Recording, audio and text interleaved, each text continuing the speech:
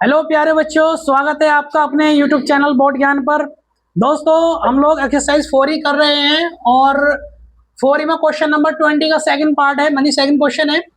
एक आयताकार खेत का विकर्ण उसकी छोटी भुजा से 60 मीटर अधिक लंबा है। यदि बड़ी भुजा छोटी भुजा से 30 मीटर अधिक हो तो खेत की भुजाएं ज्ञात कीजिए। देखो बच्चों, खेत की भुजाएं पूछी गई है हम लोगों से।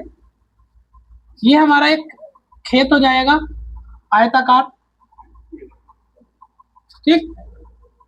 हमसे बोला गया है एक आयताकार खेत का विकर्ण उसकी छोटी भुजा से 60 मीटर अधिक लंबा है। मान लो हमने छोटी भुजा क्या मान ली, x मान ली। ये x है तो ये भी x होगी, और ये y है तो ये भी y होगी, ठीक। हमसे बोला गया है यानी एक आयताकार खेत का विकर्ण उसकी छोटी भुजा से 60 मीटर अधिक लंबा है। तो जो हमारे विकर्ण है छोटी भुजा से 60 मीटर अधिक लंबा है, तो ये हो जाएगा बच्चे x + 60। इसको विकर्ण बोलते हैं। तिरछी भुजा जो होती है ये हमारी विकर्ण कहलाती है, ठीक है। एक आयताकार खेत का विकर्ण उसकी छोटी भुजा से 60 मीटर अधिक लंबा है। यदि बड़ी भुजा छोटी भुजा से 30 मीटर अधिक लंबी हो। यदि बड़ी भुजा हमारी y है, यदि बड़ी भुजा छोटी भुजा से 30 मीटर अधिक लंबी हो तो छोटी भुजा हमारी कितनी है, x। तो ये कितनी हो जाएगी हमारी x + 30 हो जाएगी, तो ये भी x + 30 हो जाएगी। यानी क्वेश्चन में बोला गया है जो हमारी बड़ी भुजा है छोटी भुजा से 30 मीटर अधिक लंबी है, तो छोटी भुजा हम लोगों ने x मानी है, तो क्या कर देंगे हम इसमें x + 30 कर देंगे, ठीक है। तो क्वेश्चन में बोला गया है तो खेत की भुजाएं ज्ञात कीजिए। देखो बच्चों, खेत की भुजाएं, खेत की भुजाएं बराबर क्वेश्चन मार्क, माना खेत की छोटी भुजा x, माना खेत की बड़ी भुजा y। ओके, उसके बाद प्रश्न अनुसार बोला गया क्वेश्चन के अंदर, प्रश्न अनुसार क्या, जो खेत का विकर्ण है छोटी भुजा से 30 मीटर अधिक लंबा है, तो विकर्ण बराबर विकर्ण कितना हमारा, छोटी भुजा हमारी x है, x + 60 मीटर, ठीक, x + 60 मीटर। और जो बड़ी भुजा है, बड़ी भुजा हमारी क्या y है, कितनी, छोटी भुजा से 30 मीटर अधिक है, तो x + 30 मीटर, ठीक। क्वेश्चन के अकॉर्डिंग हम लोगों ने सारी चीजें लिख ली, ठीक है। हम लोग इसको ABCD भी मान सकते हैं, ABCD, ताकि चीजें आसान हो जाए हमारे, ठीक है। तो कर लेते हैं बच्चों। ध्यान रखना, जब भी एक इस तरह का आयत बनता है, आमने सामने की भुजाएं बराबर होती हैं, रेक्टेंगल बनता है, तो इसमें एक 90 डिग्री का एंगल बनता है। ये 90 डिग्री का एंगल बन रहा है, ये 90 डिग्री का, ये भी यानी चारों कोनों पर 90 डिग्री का एंगल बनता है। तो ऐसे सिचुएशन में क्या होता है बच्चों, जब 90 डिग्री का एंगल बनता है तो यहाँ पर हम लोग पाइथागोरस थ्योरम लगा लेते हैं, ठीक है। तो त्रिभुज BCD में, त्रिभुज BCD में पाइथागोरस थ्योरम से, पाइथागोरस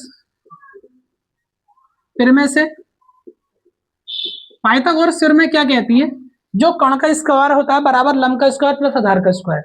कण कितना हमारा BD का स्क्वायर बराबर लंब कितना हमारा BC का स्क्वायर, और आधार कितना हमारा CD का स्क्वायर। ओके, BD कितना दे रखा हमारा x + 60, BD की जगह पर x + 60 रख देंगे, x + 60 का होल स्क्वायर।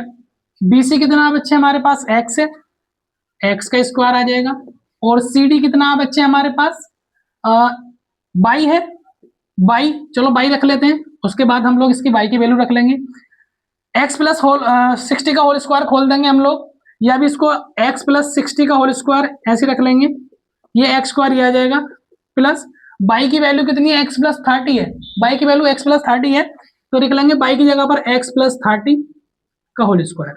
अब ये दोनों फॉर्मूले हम लोग एक साथ खोल लेंगे, a + b का होल स्क्वायर के फॉर्मूले बनने हैं, दोनों में खोल लेंगे। a + b का होल स्क्वायर क्या बनेगा हमारा, a² + b² + 2ab। a की जगह x है, b की जगह 60 है। जैसे फॉर्मूला खोला है वैसे इसको खोलेंगे, x² + खोल लेंगे इसको। x प्लस 60 का होल स्क्वायर है, जैसे फॉर्मूला खोला गया वैसे इसको खोलना है हमें। x का स्क्वायर प्लस 60 का square plus 2 into x into 60 is equal, ऐसे ही है एक्स स्क्वायर हमारा ऐसे ही आ जाएगा, प्लस इसको a प्लस बी का होल स्क्वायर बनना है ये भी, यानी x का स्क्वायर a की जगह x है, x का स्क्वायर प्लस b की जगह कितना 30 का स्क्वायर प्लस 2 इंटू a की जगह x और b की जगह 30। जैसा हम लोगों ने ये फॉर्मूला खोला वैसे इसको हमने खोल दिया, ठीक है। x का स्क्वायर ये आ जाएगा प्लस 60 का स्क्वायर 6 चंग 36 हो जाएगा प्लस 6 दूनी 12 120x इज इक्वल एक एक्स स्क्वायर, ये एक एक्स स्क्वायर कितना 2x स्क्वायर हो जाएगा प्लस 3 3 9 900 हो जाएगा प्लस कितना 3 दूनी 6 60x हो जाएगा। उसके बाद ये वाली वैल्यू उठाकर चले जाएंगे, 2x स्क्वायर ही आ जाएगा हमारे पास प्लस 900 प्लस 60x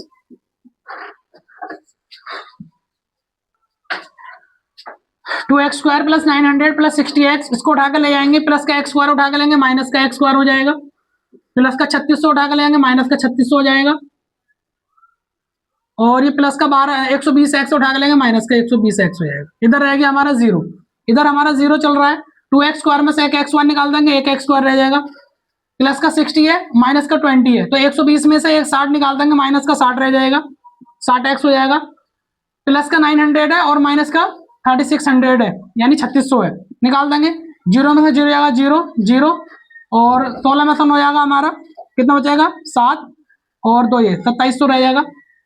सीधा करके लिख लेंगे x square minus 60x minus 2700 बराबर 0। गुणा करके हम लोगों को 2700 लाना, माइनस करके 60 लाना, कर लेंगे इसके गुणनखंड 2700 के, 2 कम 2 2 3 6 2 5 10 जीरो ऐसे ही, 2 छंग 12 2 7 14 2 5 10, 3 से काट लेंगे, 3 दूनी 6 3 दूनी 6 3 5 15, 3 7 21 3 5 15, 3 दूनी 6 3 5 15, 5 7 5 5 25 और 5 कम 5, माइनस करके हम लोगों को 60 लाना है। कैसा बनेगा 2 दूनी 4 4 3 3 9 9 5 45 और 45 दूनी 90, और कितना 3 दूनी 6 6 5 30, यानी 90 में से 30 जाएगा 60 बचेगा, और 90 की 30 से करेंगे 2700 हो जाएगा, ठीक है। इसको मिटा लेंगे, कर लेते हैं एक्स स्क्वायर माइनस 90 माइनस 30 बाहर x माइनस 2700 बराबर 0, x square minus plus minus 90 की x में करेंगे 90x माइनस माइनस प्लस 30 की x में करेंगे 30x माइनस 2700 बराबर 0,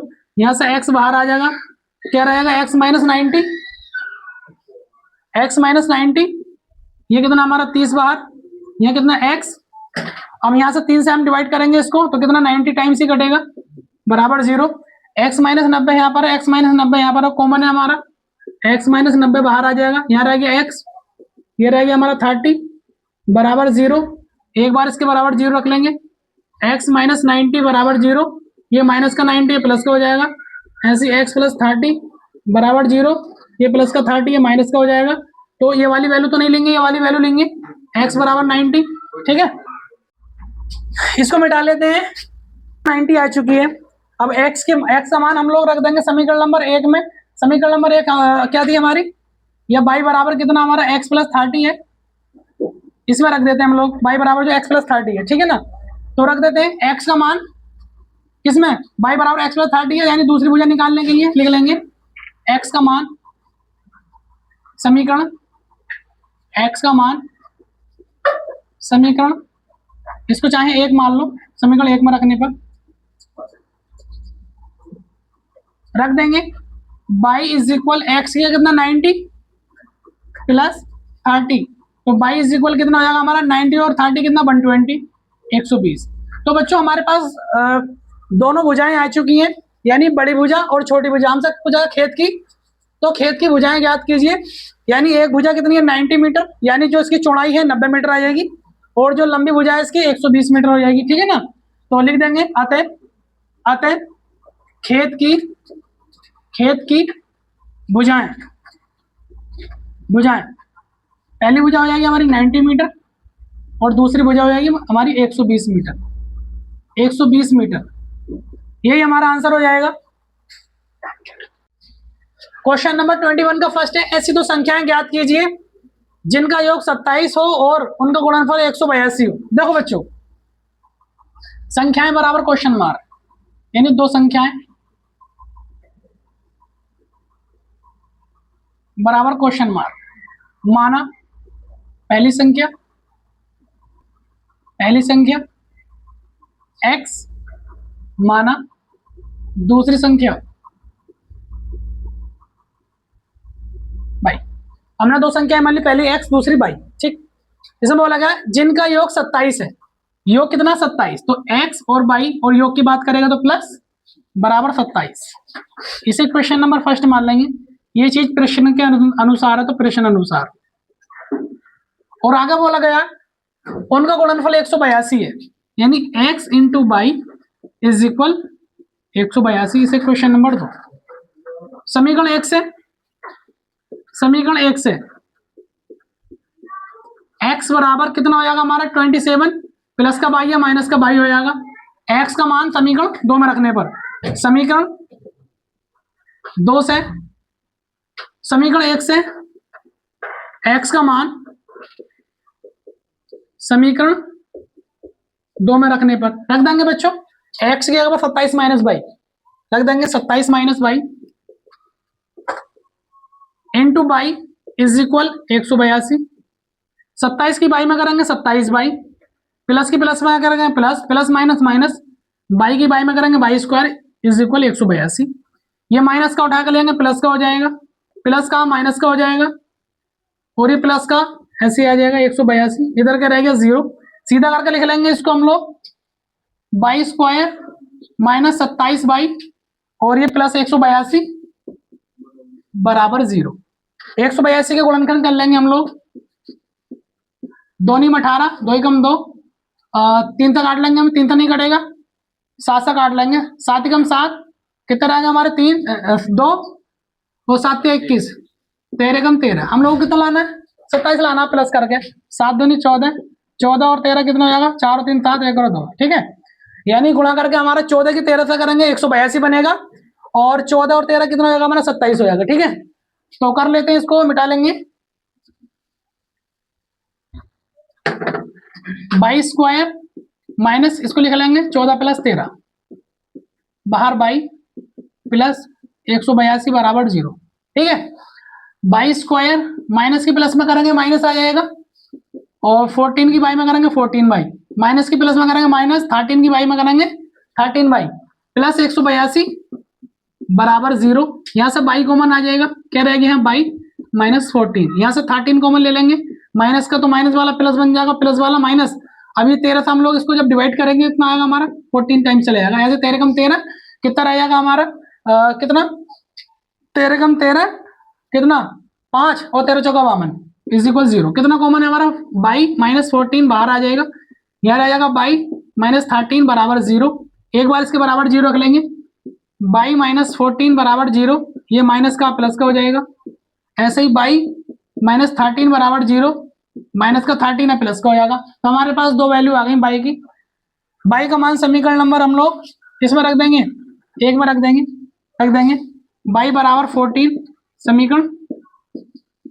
एक में रखने पर, समीकरण एक में रखने पर रख देते हैं x प्लस बाई की जगह 14 is equal 27, by is equal 27 plus का 14 है माइनस का हो जाएगा, कितना बाई इज इक्वल 7 में 4 जाएगा 3, 2 में से 1 गया 1, तो बाई की वैल्यू कितनी आएगी हमारी 13, बाई की वैल्यू हमारी 14 है ना, तो x की वैल्यू आएगी, किसकी आएगी x की, यहाँ पर x लिख लेंगे क्योंकि बाई की वैल्यू 14 है ना, बाई की जगह हमें 14 रखना था, ठीक है। तो ये हमारी x की वैल्यू आई है, ये हमारी x की वैल्यू आ गई है। अगर हम लोग x की वैल्यू यानी बाई की वैल्यू 14 रखेंगे तो x की वैल्यू कितनी आएगी हमारी 13 आएगी, ठीक है। यानी 13 और 14 जोड़ के कितना 27 आएगा, और हम लोग अगर बाई बराबर हम 13 रखेंगे, रख लेंगे बाई बराबर 13 समीकरण एक में रखने पर, समीकरण एक में रखने पर तो x की वैल्यू कितनी आएगी x प्लस 13 इज इक्वल 27, तो और x बराबर कितना आएगा 27 माइनस 13 बराबर 7 में से 3 जाएगा 4 बचेगा और 2 में से क्या है। यानी कहने का मतलब ये है अगर y की वैल्यू 14 रखोगे x की वैल्यू 13 आ जाएगी और y की वैल्यू 13 रखोगे x की वैल्यू 14 आ जाएगी। तो हमारे पास क्या होंगी, यही संख्याएं आएंगी, ठीक है ना। तो कोई सी भी संख्याएं लिख लो, इनमें से कितनी संख्याएं होंगी हमारी कितना y की वैल्यू 14 है, x की वैल्यू कितनी 13 और y की वैल्यू 14, ये हमारी संख्याएं हो जाएंगी। और ये वाली संख्याएं लेंगे तो कितनी x की वैल्यू 14 और y की वैल्यू 13, ठीक है ना। कोई सी भी संख्याएं ले सकते हैं, 13 14 ये हमारी संख्याएं होंगी, ये हमारा आंसर हो जाएगा। वीडियो पसंद आई हो तो वीडियो को लाइक करें, कमेंट करें और शेयर करें और इस तरह की वीडियो को देखने के लिए हमारे यूट्यूब चैनल को सब्सक्राइब करें। Thank you.